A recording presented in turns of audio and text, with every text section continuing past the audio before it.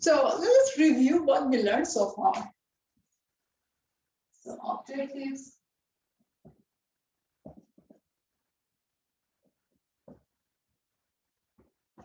Probability and accounting. Well, we started by talking about probability of an event.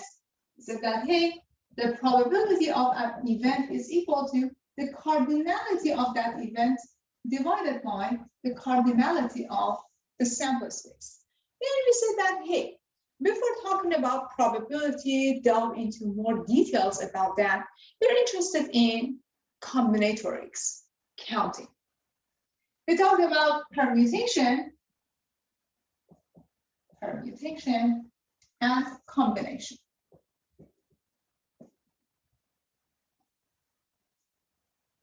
Any selection that is related to ordering is related to permutation. Selection with ordering. If it's just selection, we don't care about ordering at the end. We're dealing with combination.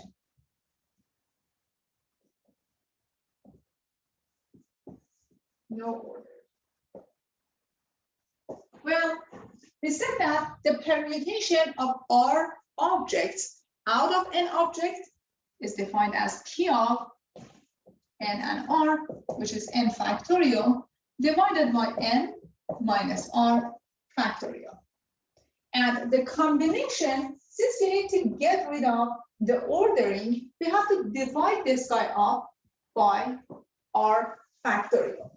So here you have n factorial divided by n minus R factorial times R factorial.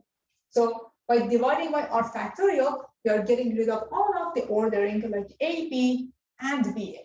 In combination, we don't care about A come first, then B, or B comes first, then A. A and B is the same as B and A. We also say that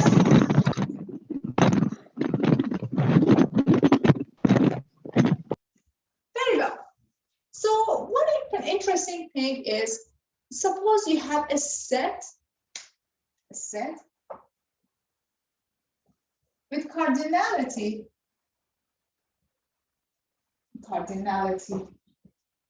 equals to n. Suppose you want to form subsets of that set. Actually, selecting or forming those subsets has direct connection with combination. For example, let's take a look at this example, quick example here. Suppose you have a set like A, including A, B, and C. How many subsets are possible? We know that we have 2 to the third or 8 subsets. So what are those subsets? Let's take a look at these subsets here. The subsets of this set. The very first one is empty set. Then you have subsets with only one member, one combination. You have A, you have B, and you have C. Then you can form subsets with 2 members, A, comma B, A, comma C, and B, comma C. And finally, how many subsets with 3 members? Just one. A, B, and C. Okay. So what is C of 1 out of 3 members? We get 3 factorial divided by 3 minus 1, 2 factorial times 1 factorial. We get 3 times 2 factorial divided by 2 factorial, or 3.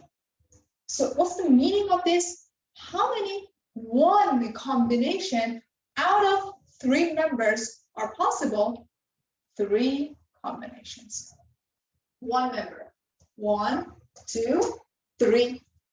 So you might say, how many 2 combinations of 3 members are possible, it is 3 factorial divided by 3 minus 1, 1 factorial times 2 factorial. Again, you get 3 times 2 factorial divided by 2 factorial, or 3. How many subsets with 2 members? 1, 2, 3.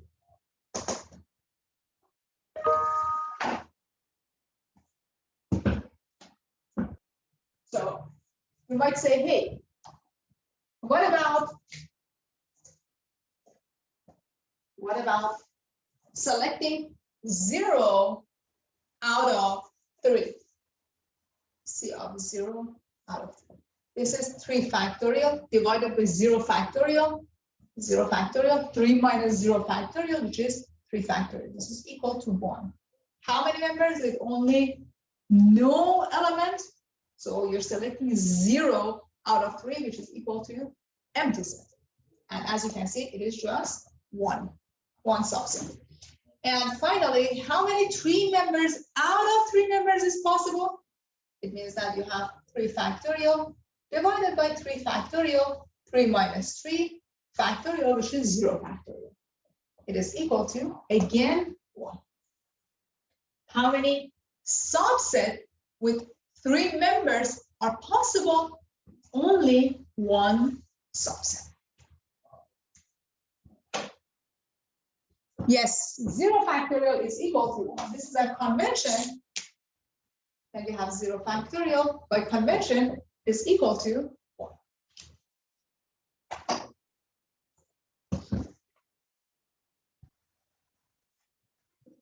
Okay. In this example, we have 12 students.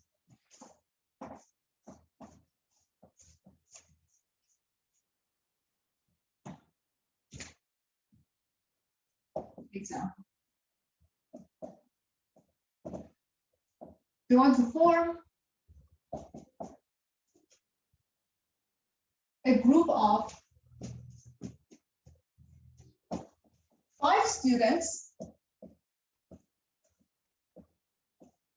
out of 12 students. 2 of them insist to work as a pair.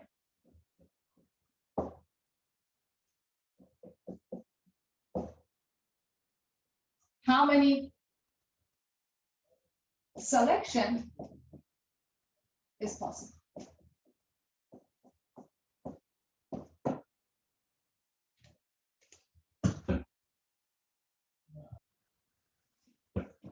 So you are the decision maker here. You might say, hey, I want to select those 2 students who want to work together or not. So we have or. Find my marker. We have or. It means that we have a connector here. You either select those 2 students or you say, hey, I don't want to select those 2 students. So if we select these students as a pair, then we have the following. So you want to form a group with 5 members. 1, 2, 3, 4, 5 members. You already know 2 of them are here. You already selected those 2. So we don't have any choice for these 2 because we already selected those 2 students who want to work together. How many students are left? 3. 3 out of C of 3 out of. So it was 12 at the beginning. You already selected 2 of them. How many is left? 10. 10 factorial divided by 3 factorial times 7 factorial. Or you might say, hey, I don't want to work with those two students. I just want to exclude those two students. If we decide to exclude those who want to work as a pair, so this is our second choice. This is our choice. We are the decision maker here. So you have 1, 2, 3, 4, 5. You already know that. You don't want to use those two students. So it's a selection of 5 students out of 10. Plus, or means plus, C of 5 out of 10, which is 10 factorial divided by 5 factorial times 5 factorial. Okay, perfect. If you add these together, what is the number? The total number of selections is going to be, let me see, 372.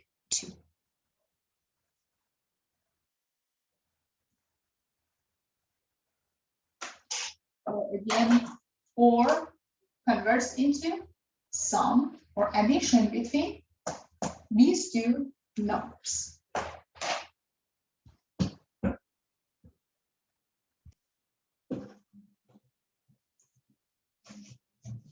So Pascal's theorem, actually it's a formula, says the selection of R objects. So let's write down the theorem here.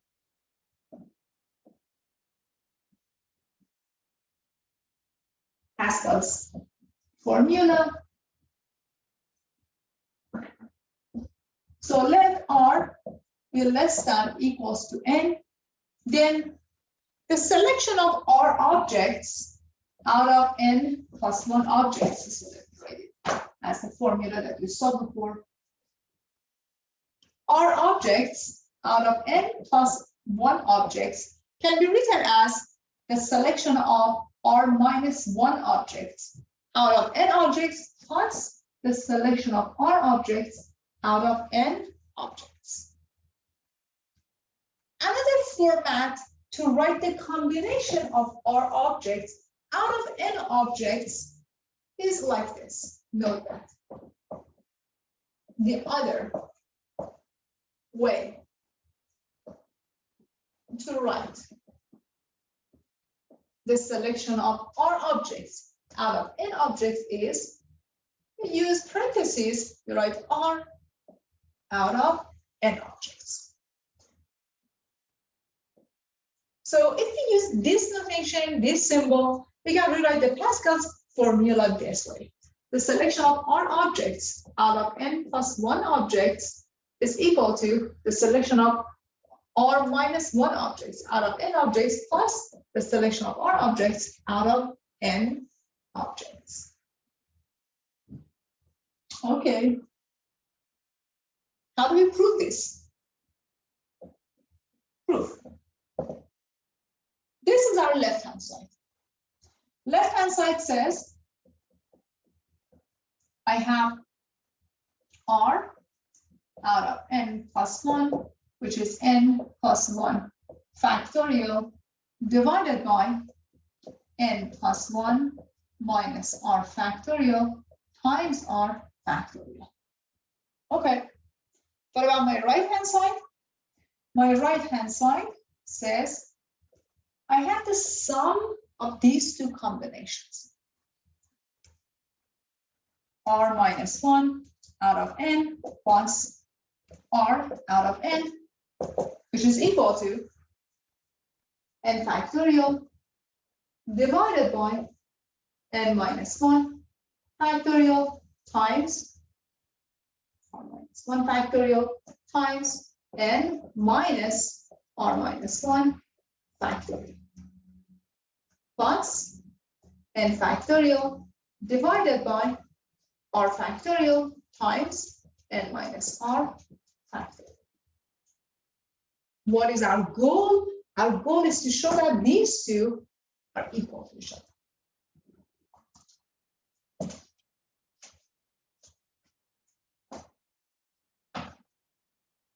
Very well, we can start from left-hand side and show that left-hand side is equal to right-hand side, or start from right-hand side and show that right-hand side is equal to the left-hand side. Let me just move this a little bit up and give more space.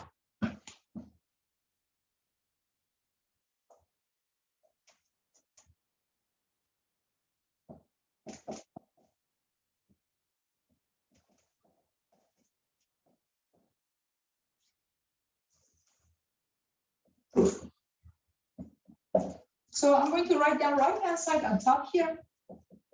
Right-hand side and minus 1, r minus 1 out of n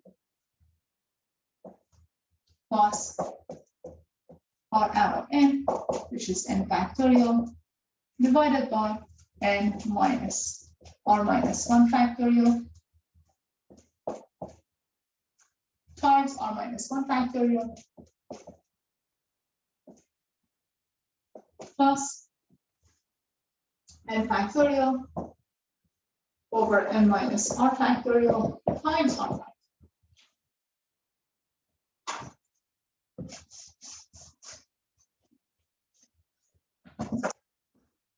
So this is my right-hand side. Let's simplify this as much as we can. My first fraction can be written as n factorial divided by, here I have n minus r plus 1 factorial times r minus 1 factorial. My second fraction can be written as n factorial divided by n minus r factorial times r factorial. Very well. So let's see what do we have here. This is r minus 1 factorial and this is r factorial. I'm going to rewrite r factorial as r times r minus 1 factorial. So this guy can be written as, one by one, we try to form the common denominator between these two. You can just factor out n factorial, write it outside, but eventually we can just combine these there. So this is going to be n factorial divided by n minus r plus 1 factorial times r minus 1 factorial plus n factorial divided by n minus r factorial. Now I'm going to write r factorial as, it's a different color. I'm going to write r factorial as r times r minus 1 factorial.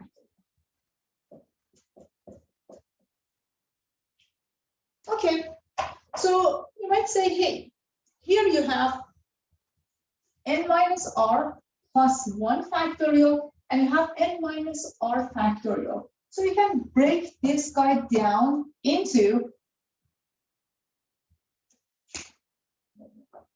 here, plus 1 factorial.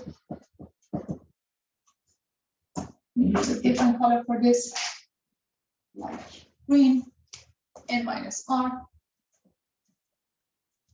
plus 1 times n minus r factorial.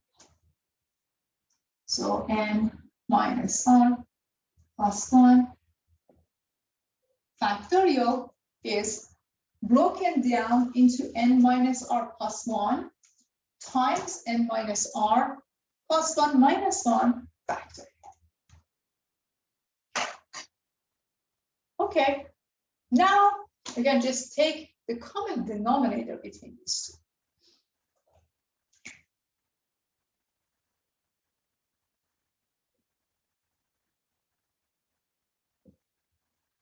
Well, the common denominator between these two is actually, they both have n minus r factorial, they both have r minus 1 factorial. So the only thing that we need to multiply and divide is r and n minus r plus 1. So we have n minus r plus 1.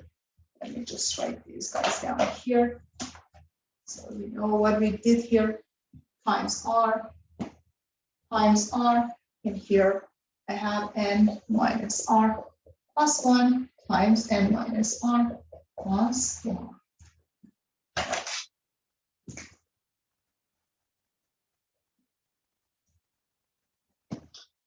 So n minus r plus 1 times n minus r factorial times r minus 1 factorial. So what is on the numerator? On the numerator, you get n factorial. You can factor out n factorial. You get r plus n minus r plus 1. You can cancel out r and negative r. What's left on the numerator? On the numerator, you're left with n factorial times n plus 1, which is equal to n plus 1 factorial.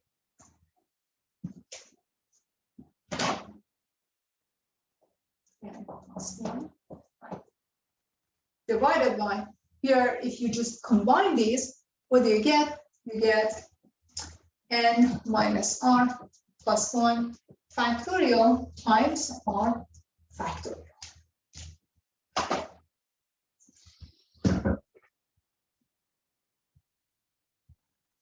Okay, so what is this fraction? This fraction is nothing but our left-hand side.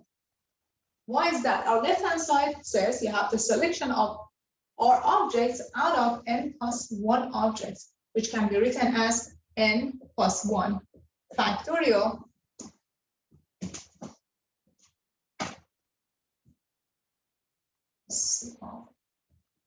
or n plus 1, which is equal to n plus 1 factorial divided by n plus 1 minus r factorial times r factorial. These two are exactly the same. So left-hand side and right-hand side are equal to each other. So the formula is just proved.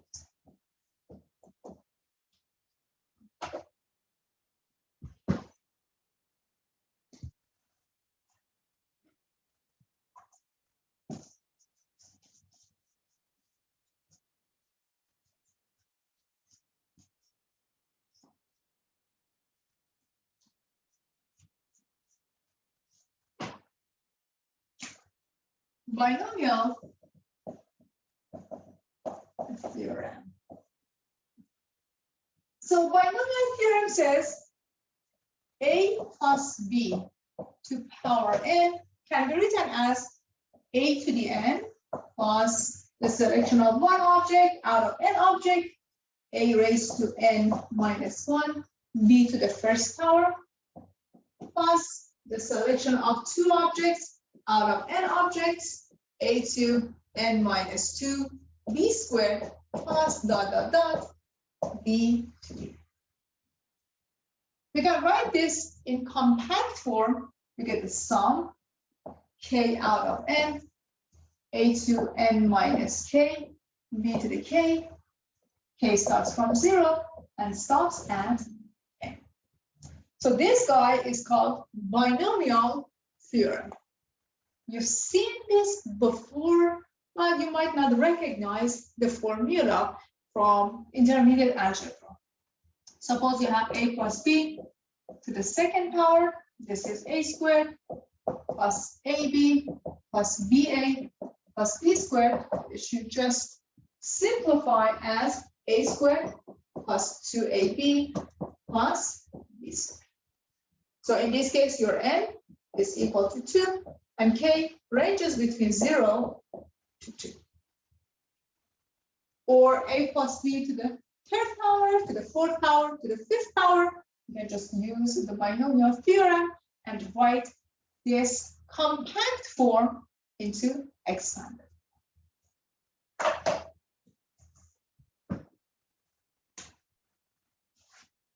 Well, show that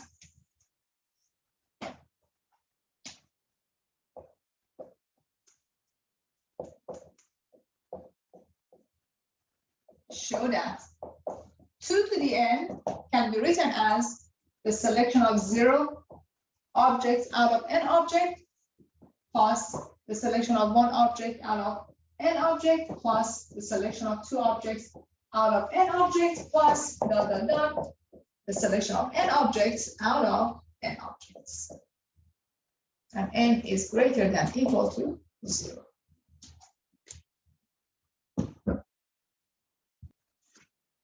So since 2 to the n can be written as 1 plus 1 to the n, which is nothing but a plus b to the n, I can just plug them into the binomial theorem and just quickly write the extension. So the very first one is a to the n, or 1 to the n, plus the selection of one object out of n objects, 1 raised to n minus 1 times 1, plus the selection of two objects out of n objects, a2 n minus 2, which is n minus 2, 1 raised to the second power, plus dot dot dot, plus the selection of n objects out of n objects. So this I can be written as 1 plus 1 out of n plus 2 out of n plus the rest of them n out of n. You might say, hey, what is this 1?